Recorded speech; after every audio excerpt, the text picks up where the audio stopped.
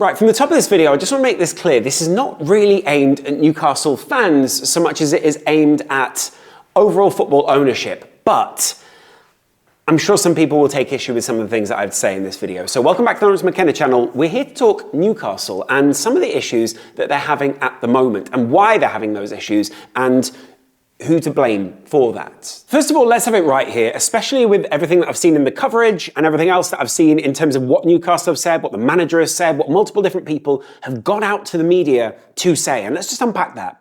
What they're talking about is, first of all, the big headline, we might need to sell big players in order to get other big players and sustain the model that we have. First of all, evaluate that with me, all right? Yeah, sometimes you have to sell players in order to bring other ones in. Liverpool did it, for instance. Liverpool sold Coutinho, they brought in Virgil van Dijk and Alisson. That wasn't because the financial model was somehow working against them. That was because they found value in a player they could then sell and they saw value elsewhere in the market. Was it great for Liverpool fans at the time? We didn't feel good about losing Coutinho, but guess what? The outcome certainly served us.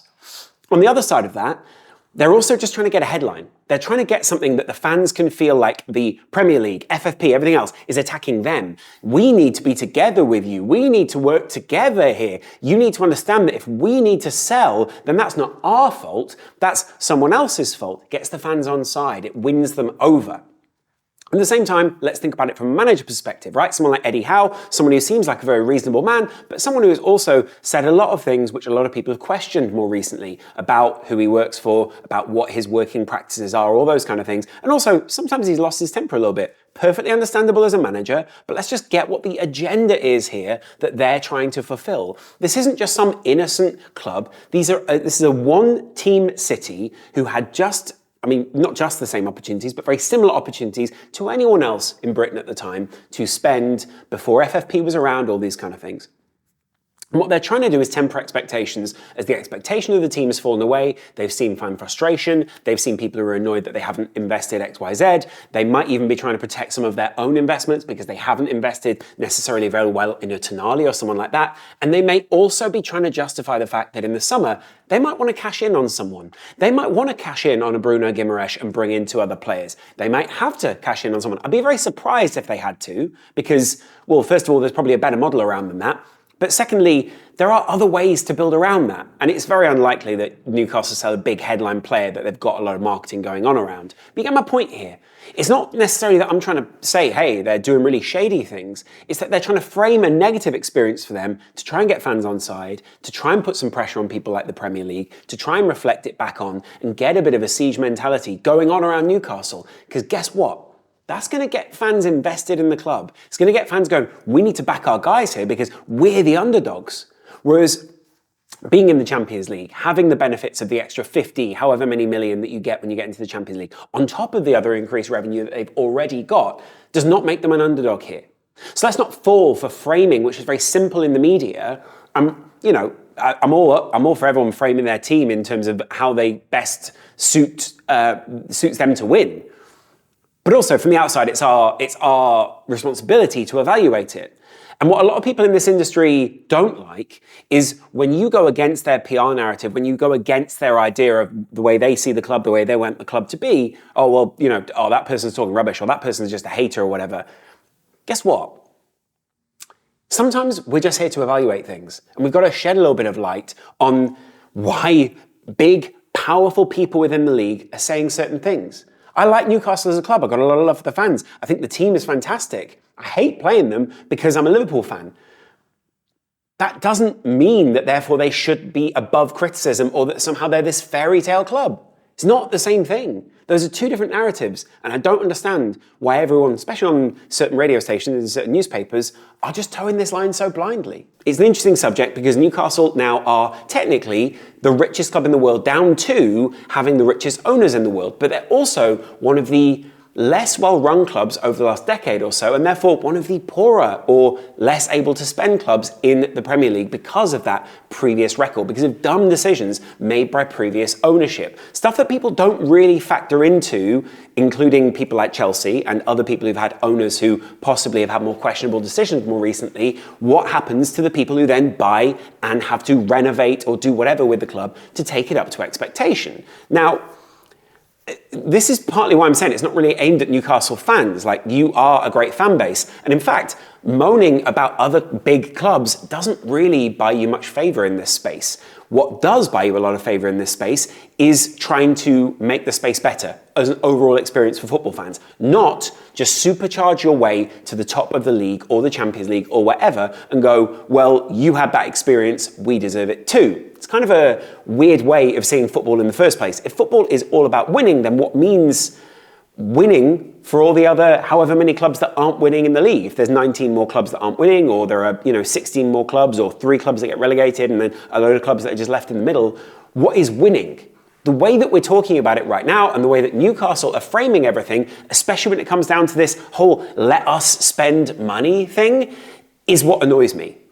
Sure, you should be able to spend some money. Sure, you shouldn't probably suffer because of poor previous ownership. But you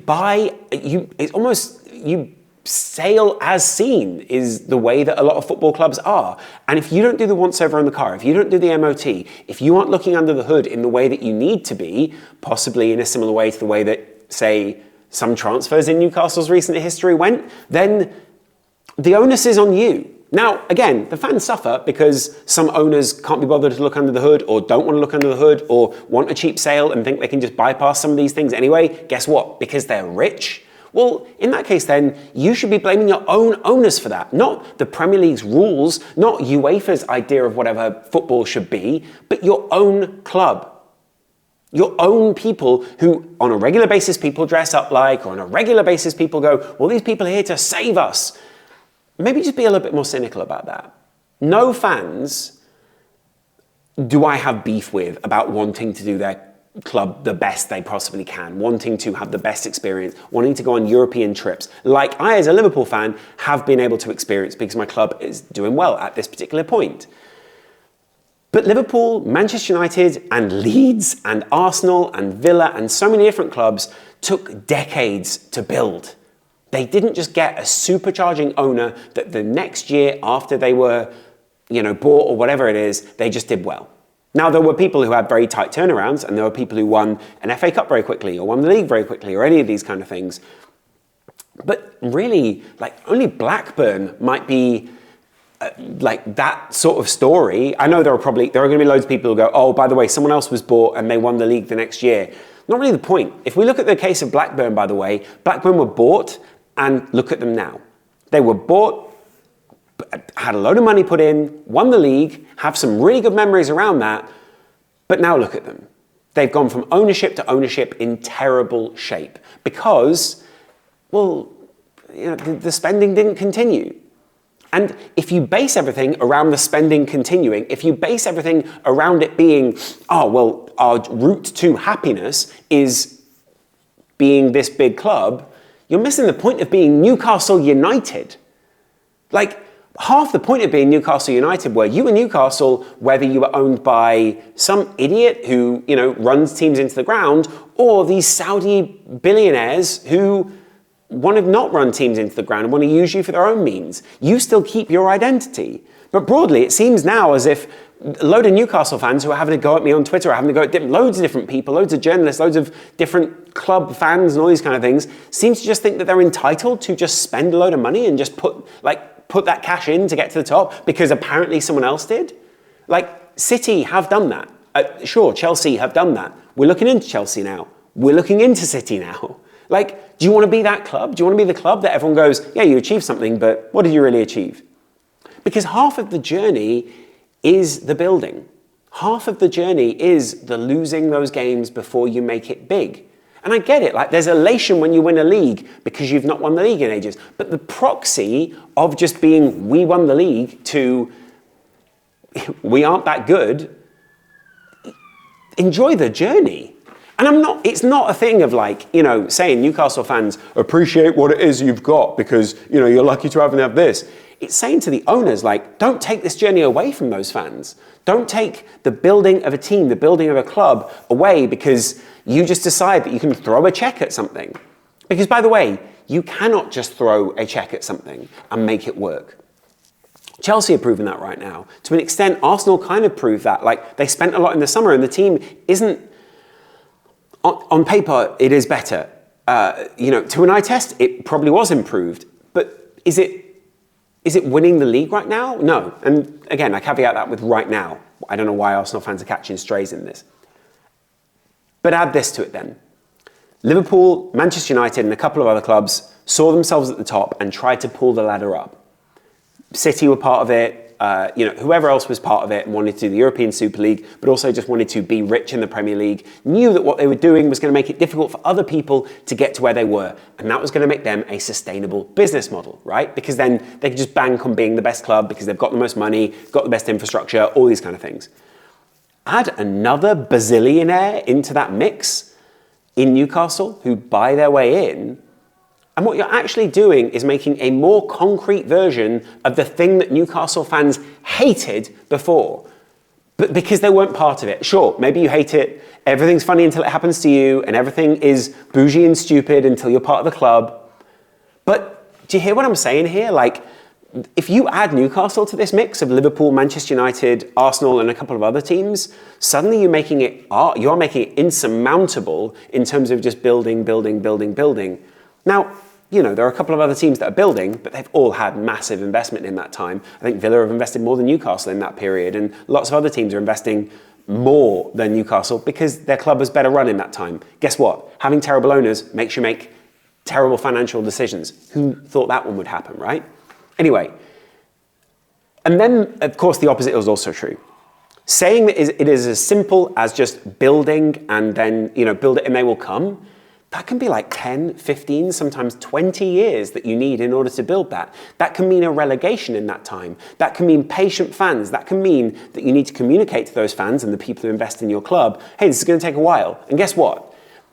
When people are looking to make business decisions, a lot of people are looking to buy a house in another part of the world, or they're looking to build something for their family who have already been born, or they're looking for an immediate or much quicker return. So they're less likely to invest in a club that goes, in 10, 20 years, we'll all be good. Also, because it sounds like a pipe dream, because it sounds like what you're trying to do is cheat people out of cash. So, I guess what I'm saying is, all these articles and think pieces around, maybe we should change the investment rules, maybe it is a little bit too harsh, maybe just bear in mind who's writing them and where they're coming from. They're probably coming from people who historically hate the big six, which with good reason, or the big four and then the big six, with good reason, but also that those people hate them partially because they were not them. And the frustration around it that I feel of people who basically go, well, you've got it good, like we want it good too. I feel like you're missing out on the spectrum and the rainbow of everything else that goes in between that, right? Like the shades of grey of being a bad team to a good team. You lose the experience. And I'm not telling Newcastle fans, therefore, you've had no experience, because, boy, have you been on a good journey with Eddie Howe so far, and that, I'm sure, is something that you really value.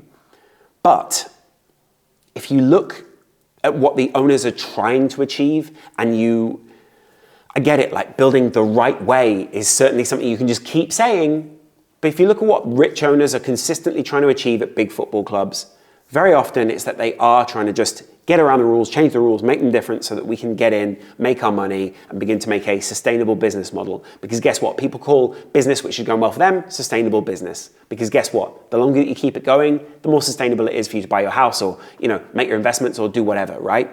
That's the real key here. What I'm saying is, it's hypocritical of any Liverpool fan or Manchester United fan to say, hey, they shouldn't be able to spend. But at the same time, it's slightly hypocritical of any Newcastle fan to say, well, we should just be able to spend or do whatever we want. What I will say about the other teams, so not specifically Newcastle, but definitely Man City and a couple of other sides, have obviously got the charges up against them, right? So they've got 115 charges. Everton have also been docked that cash.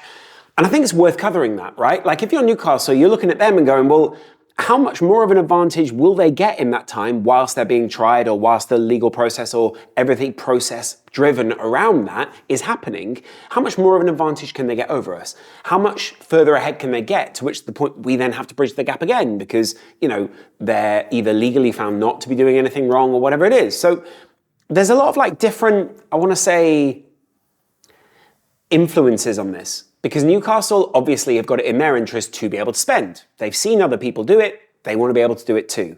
But at the same time, They now know that other people have spent so far ahead of them and then got in trouble for it that it's not one of the best ways to go. And actually there are other avenues to building your club up. Just requires a bit more patience. And I think here's the interesting aspect. You really get a read of the owners when you hear how long they're willing to stick around and what the project really means to them. So again, I don't expect anyone to pull out of a club, but it's certainly interesting to see the different ways that people approach and the newspapers and the media outlets that kind of toe that line, because guess what? They've got interests in those clubs doing well. Part of the point and part of the journey of getting to the top. There's a big difference between climbing to the mountain top and taking the helicopter or the cable car there. Yeah. But the skiing down is kind of fun. Until you've obviously get to the bottom and then you've got to climb up back to the top again. But you get my point, right? You know what I'm saying? Anyway, I just wanted to make that video because, enjoy your day.